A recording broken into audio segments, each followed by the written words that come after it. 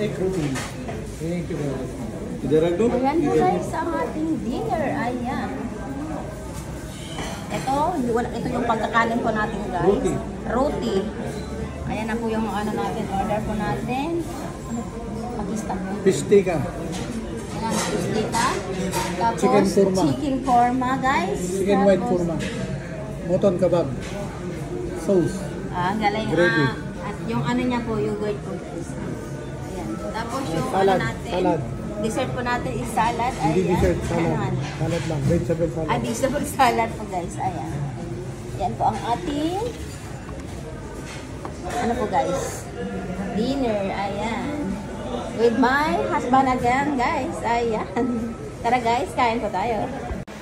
Ayan po guys. Tara guys, kain po tayo. Ito yung roti. Tapos sausaw po natin dito sa may sauce. Dito po guys. Sausaw po natin dito. Ayan. Tapos depende na kung anong gusto niyo dyan guys. Tapos kakainin lang po natin ganito siya guys.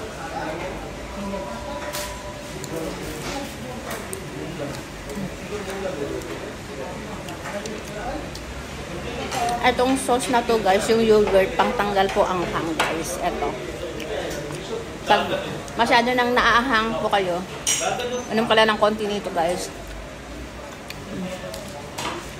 Ganyan. Medyo mawawala po yung anghang sa ating bibig po guys.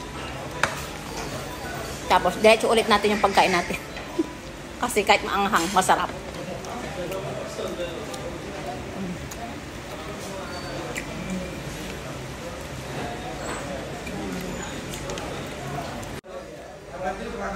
Ano to?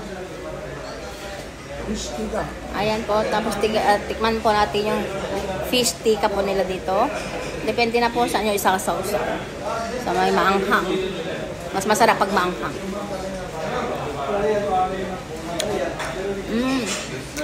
Masarap.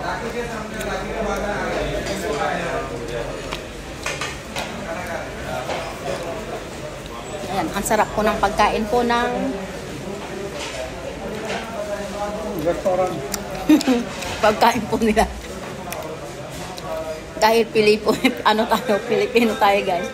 Try natin kumain ng mga pagkain po dito. Pakistan restaurant. Pakistan restaurant. Ayan.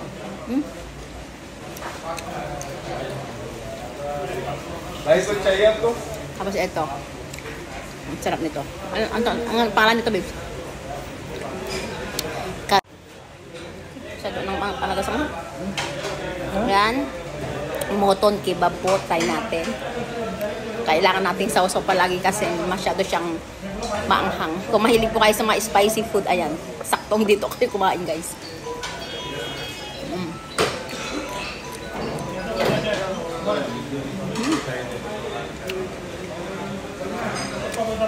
Dahil maanghang siya, inuwan po natin ng ganito. Ang yogurt nila pantanggal ang hang. Vegetable, ano po? Salad.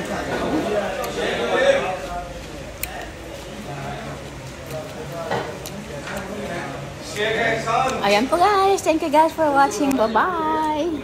Ayan, mag-bye ka na. Bye guys. Thank you guys.